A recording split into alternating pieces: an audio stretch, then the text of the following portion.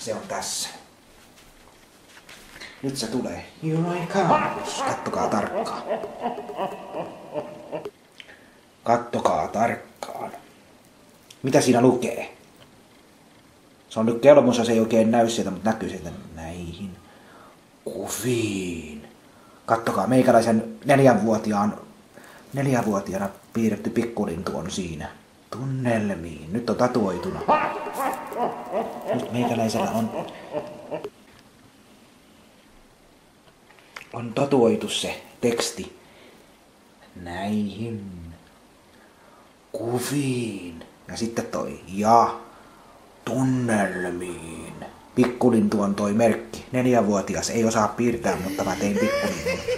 Siinä on se meikäläisen. Se ei näytä nyt niin hyvältä vielä tää tatuointi. Justiin laitoin tähän tatuointiin pepantteenirasvaa. Vähän huuhtasin vedellä sitä.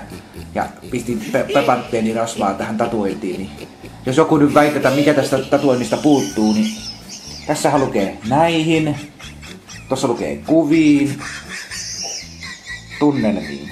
Niin te ajattelitte, että ja-merkki puuttuu. Toi lintu on se ja-merkki. Toi lintu on. Eli näin se sanotaan. Näihin kuviin ja tunnelmiin. Toi lintu on ja-merkki. Se pitää ymmärtää, että lintu on ja-merkki. Mut semmonen. Se on sen tarkoitus, ton pikkulinnun 4-vuotiaan pikkulintupiirros. Meikäläisen 4-vuotinen piirustus on se esittää sitä ja-merkkiä. Se lausutaankin näihin kuviin ja tunnelmiin. Mut sitä ei tuu sitä. Lähtee kiekura, sitten mennään ylös ja tullaan sivulle. Sekin semmonen tietynlainen tällainen koukeromerkkikin tarkoittaa ja-sana. Se on korvattu linnulla. Tässä tapauksessa se on tehty tämä lintu on se ja. Niin ihmiset ei näe sitä. Ja ne ihmettelee, kun ne lukee. Kun ne ei osata lukea, missä on sana ja, niin ei sitä ymmärretä.